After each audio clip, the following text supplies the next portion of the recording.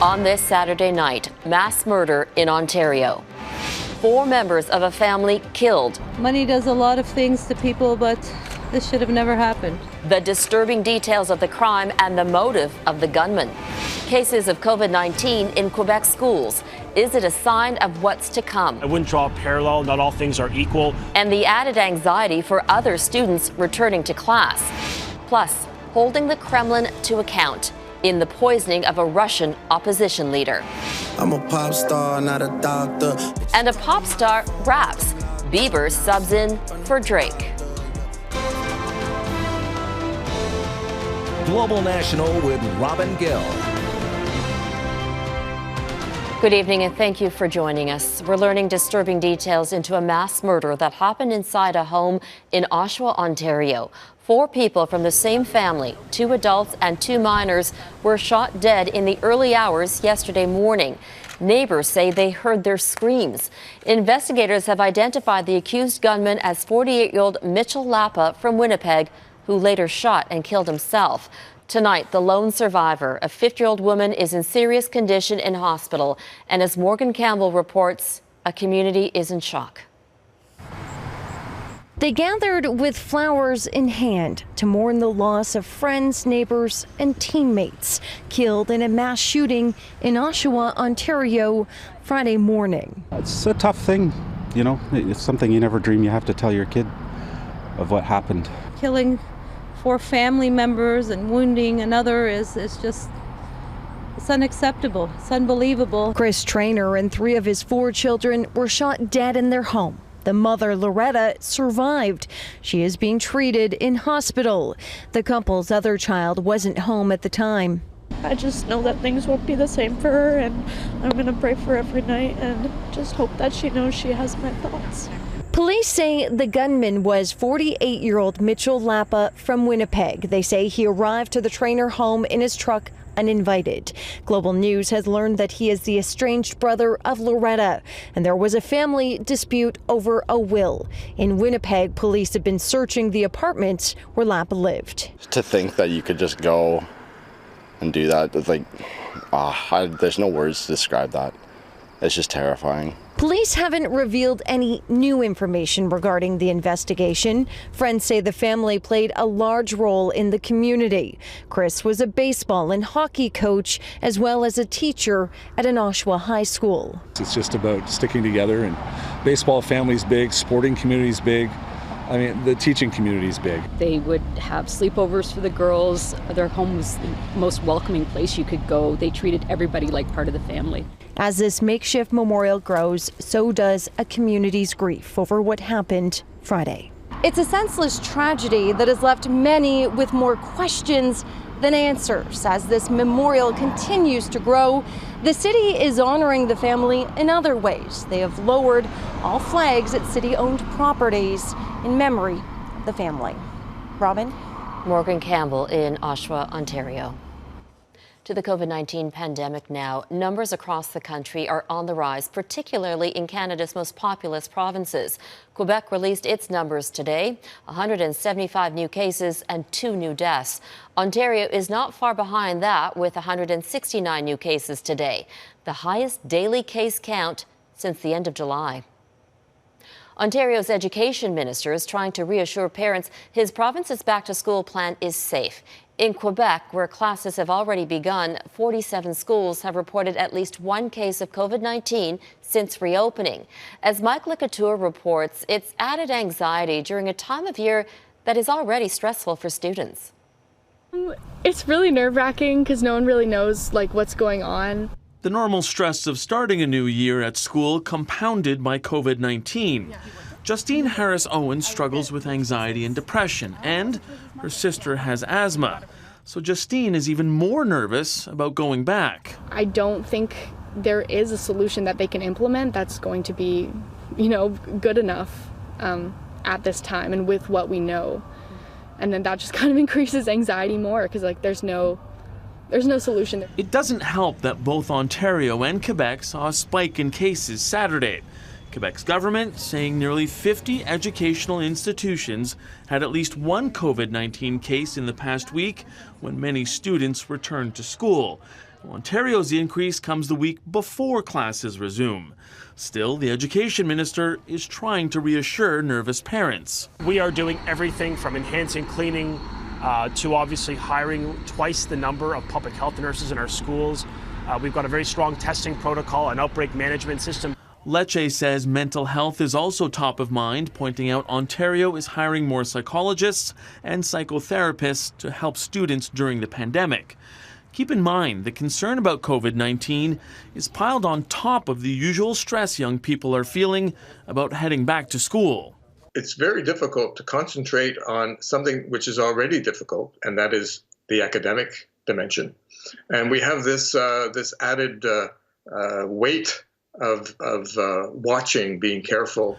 Faubert believes it's important for teachers, parents, and students to give themselves a moment of peace and solitude away from the stress. A moment where we can reconnect with our most inner self. And that way we'll find that strength. We'll find that inner peace and the strength to deal with whatever happens. It's something Justine Harris-Owen did during her time away from school. And spend time with my family and, really not take the safety I have for granted. And it's especially important to focus on those anchors in our lives during such a time of turmoil. Michael Couteur, Global News, Ottawa. In Ontario, a COVID-19 outbreak is being linked to 2 church events last month. Health officials say the Miracle Arena for All Nations events took place on August 16th in Toronto and Vaughan. So far, 15 people have tested positive.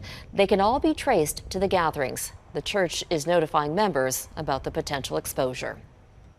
The federal government is cracking down on Americans bending the rules to get around the Canada-U.S. border closure, known as the Alaska loophole. 5 Americans with Alaskan plates have been fined for violating the Quarantine Act in British Columbia. They were supposed to take the most direct route to Washington state, but were sightseeing in Vancouver 4 days after they entered Canada. Vehicles traveling from the U.S. can legally enter Canada, but must display a tag showing when they entered and when they leave to determine how long they've been in Canada.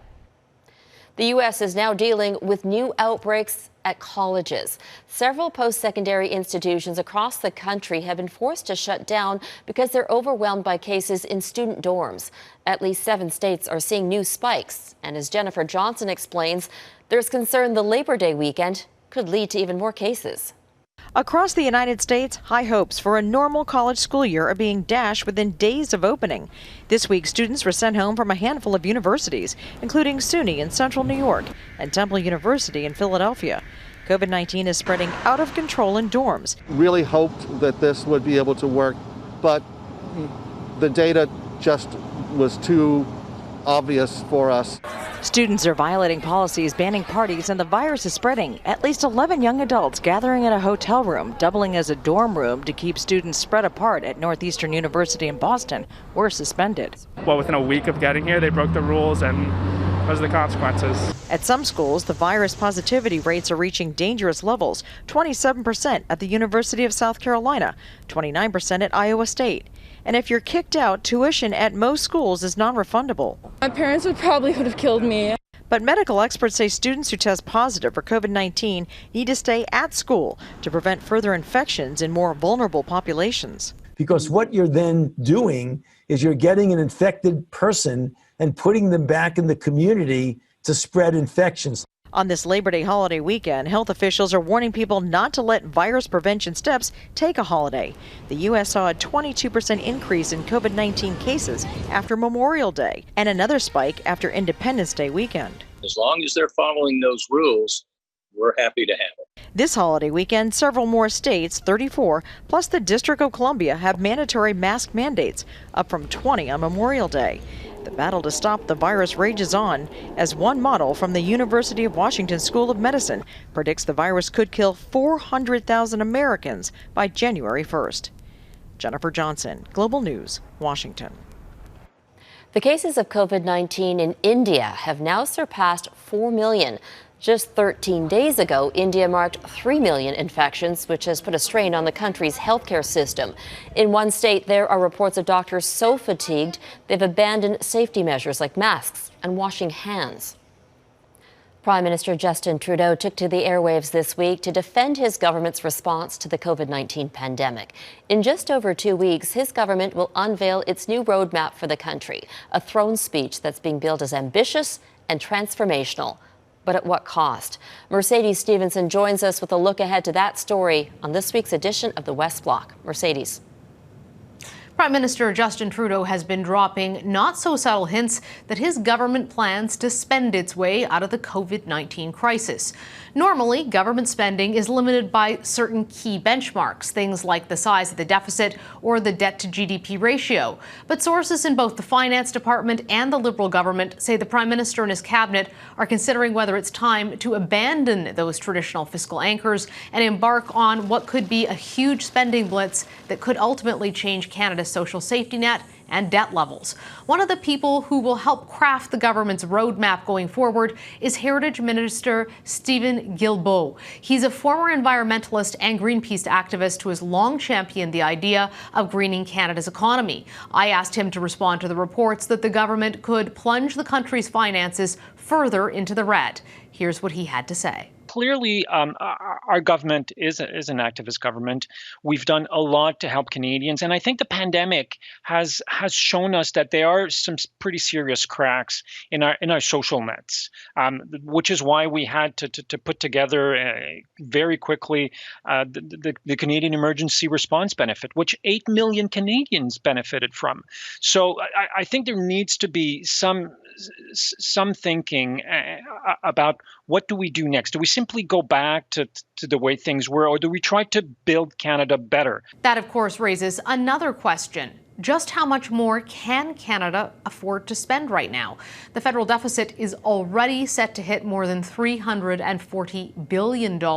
So I asked Canada's budget watchdog, Parliamentary Budget Officer Yves Giroux, for his perspective. It's without a doubt that we cannot afford deficits of over $300 billion for more than just a few years. And when I say a few years, I really mean a year or two. Beyond that, it would become unsustainable. So if the government has plans for additional spending, it will clearly have to make difficult choices, either raise taxes or reduce other areas of spending. All this talk of new spending comes as speculation continues around the possibility of a fall election. We'll be digging more into that story and more of the top headlines on the West Block. All right, thanks for that, Mercedes.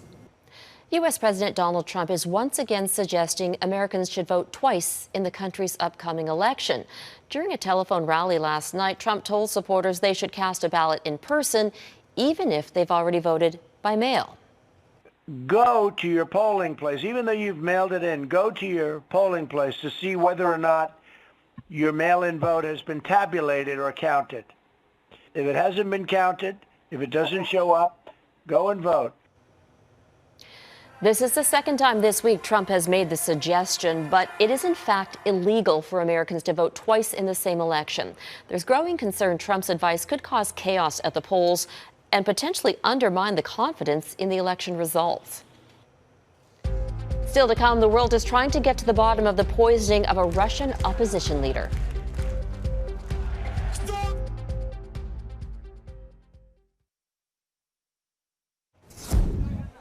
In Bangladesh, an explosion at a mosque has killed at least 17 people, including a child.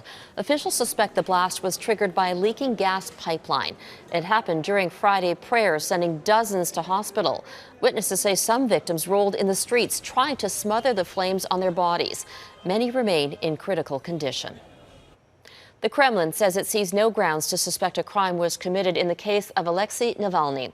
But Germany says the vocal critic of Russian President Vladimir Putin was unequivocally poisoned with the nerve agent Novichok. The incident is the latest allegation of questionable activity by the Russian government. Redmond Shannon takes a look at the options in holding the Kremlin to account. Inside a Moscow courtroom, a lawyer for Alexei Navalny tries and fails to get the Kremlin to investigate the alleged poisoning of the opposition politician. Any use of chemical weapons shows a total disrespect for human lives and is an unacceptable breach of international norms and rules.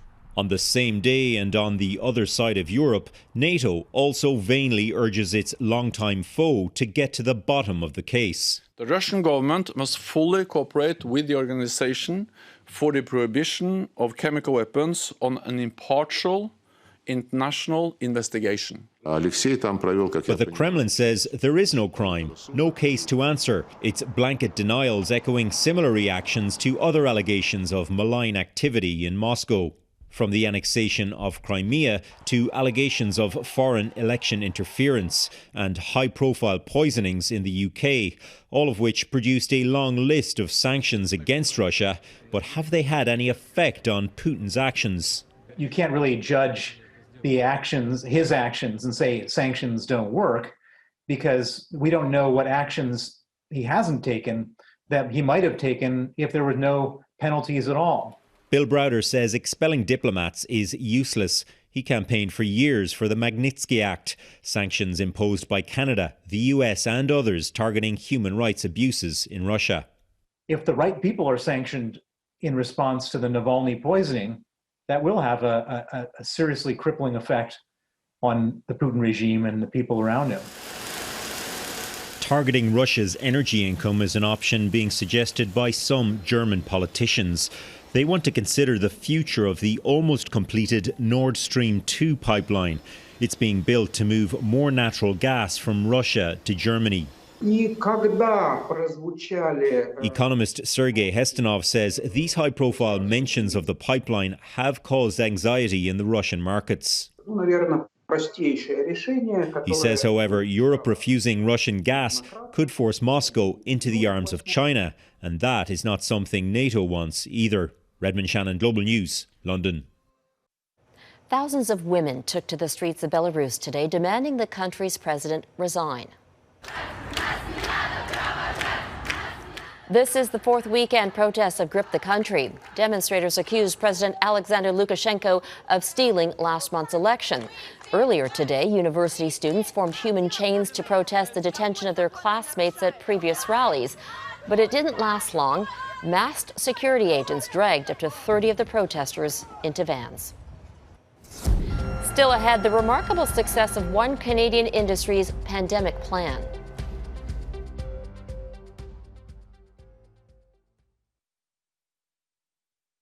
Early on, the pandemic forced many industries across the country to shut down because of safety concerns. But Canada's nuclear industry wasn't one of them. As our chief political correspondent David Akin is here to explain, the industry rapidly put in place business contingency plans that may serve as templates for others in future pandemics. David? Documents obtained by Global News show that Canada's nuclear industry regulator quickly realized the risk to the health and safety of Canadians if workers got sick at Canada's nuclear power plants, uranium mines, research reactors, or nuclear waste disposal sites. The health and safety of Canadians may appear to be compromised if operations do not take place as expected by Canadians. That was in an 11-page memo prepared April the 14th by staff at the Canadian Nuclear Safety Commission, or CNSC. But by June, according to other CNSC documents obtained by Global News, it was clear that Canada's nuclear industry had rolled with the pandemic punch. Our licensees have actually done a very splendid job themselves in delivering their whatever business they're in a very safe manner. It was not just the regulator who held that view. So too did operators of nuclear facilities like Ontario Power Generation, as well as the unions that represent thousands of nuclear industry workers. You need to talk to your workers, talk to your worker reps, and collaborate. If you don't, you're not going to be as successful.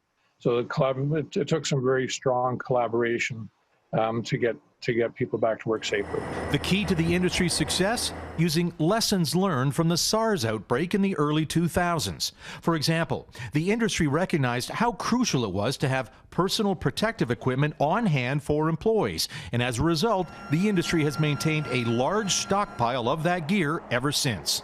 It really came about after SARS that a need for something like that, which would be required if there was, with a power outage, a pandemic, any other catastrophe. In fact, the industry was so well prepared, it was able to donate surplus PPE when COVID-19 hit this spring.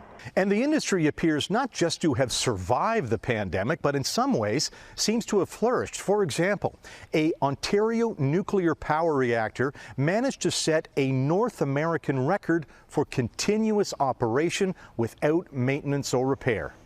David Akin, Global News, Ottawa. Up next, Justin Bieber lip syncs his way into Drake's limelight.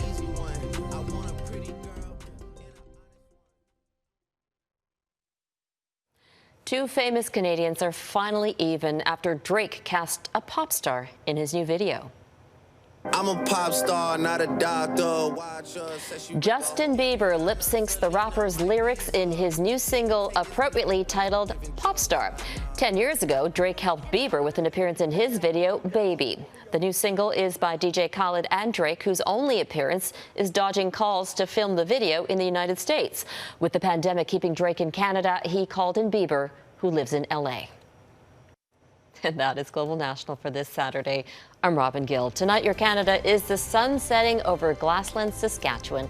We'd love to see your part of Canada, so email us your pictures to viewers@globalnational.com. Thank you for watching. Good night.